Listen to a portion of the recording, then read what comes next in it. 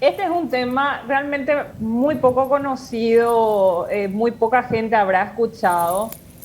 Realmente no es algo muy común dentro de la ciudad, es más bien una enfermedad más común en los lugares aledaños a los arroyos o a los ríos. O sea, realmente es de distribución mundial, pero es más bien de agua dulce.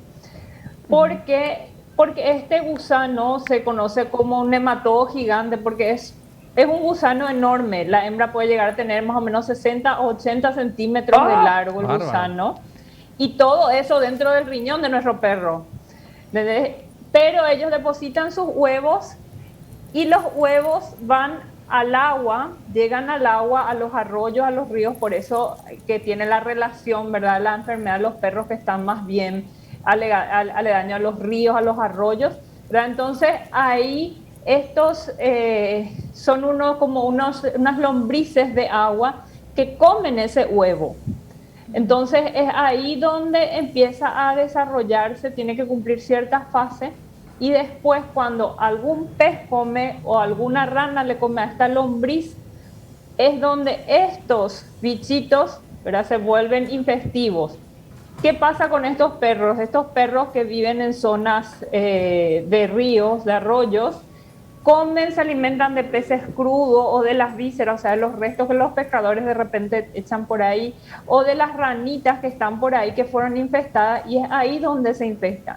Esa es la forma en que llega a ellos, o sea que no es por contacto directo, no es por, ni siquiera nosotros, en los seres humanos puede llegar a darse, pero son casos extremadamente raros.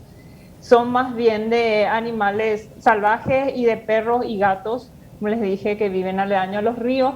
Pero aunque no lo creas, también en la ciudad llegaron a aparecer casos. Yo tuve un caso en que la dueña no tenía idea de cómo pudo haberse contagiado el perro, pero bueno, se dio el caso.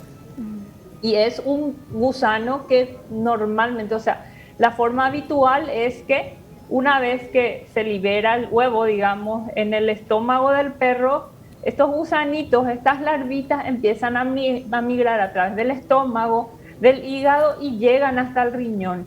Y es dentro del riñón donde ellos se desarrollan, se vuelven adultos y se alimentan, es un poco así, medio guácala lo que les cuento, pero se alimenta del propio riñón de nuestros perritos. Ay, Ese Dios. ¿Qué? gusano, sí, es por eso, de ahí que por más de que no sea muy común, la gravedad de este caso. Ellos se alimentan del riñón y de la sangre, lógicamente, hasta llegar a consumir todo ese riñón. Normalmente es el riñón derecho, es el más afectado y por lo general es un solo riñón. Solamente en unas infestaciones muy agresivas puede llegar a enfermar los dos riñones. Pero consumen hasta que el riñón está envuelto en una capsulita. Comen todo lo adentro y se queda la cápsula con el gusano adentro. Y Pero que va doctora, eliminando sus huevos a través de la orina luego. ¿y ahí el perro que muere o puede vivir sin riñón o va manifestando algún síntoma antes de llegar a ese estadio tan avanzado que mencionas? Llegar a la muerte es muy difícil, porque como te dije, normalmente un solo riñón es el infestado. Entonces, ¿qué pasa? El riñón, por lo general el izquierdo es el sano, empieza a desarrollarse más, empieza a trabajar mucho más de lo normal, a cumplir la función de ambos riñones. Entonces, sí, cuando el perro ya se va volviendo más viejo, lógicamente que de por sí por la edad el riñón ya empieza a tener su desgaste propio, puede ser que ahí empiece a tener problemas de insuficiencia renal porque ese riñón ya no da abasto. O si tiene alguna otra enfermedad de base también se puede complicar. Entonces la muerte normalmente no viene a menos que estos casos rarísimos estén infestados ambos riñones y se da una insuficiencia renal aguda. Si no, los casos normalmente no, o sea, no llevan a la muerte estos casos.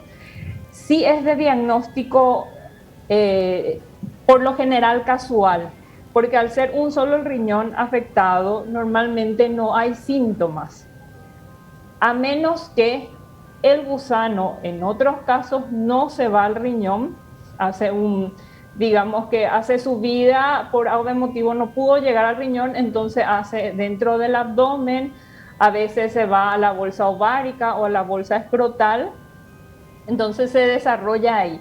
Y en esos casos, por ejemplo, sí puede formar una peritonitis, puede haber una hepatitis si está afectando la zona del hígado. Imaginan semejante gusano estar dentro del estómago, ¿verdad? O dentro, o suelto en el abdomen.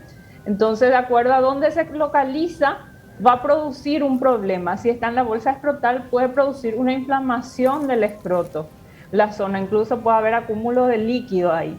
Entonces, eso, la mayoría de las veces el diagnóstico es a través de una ecografía.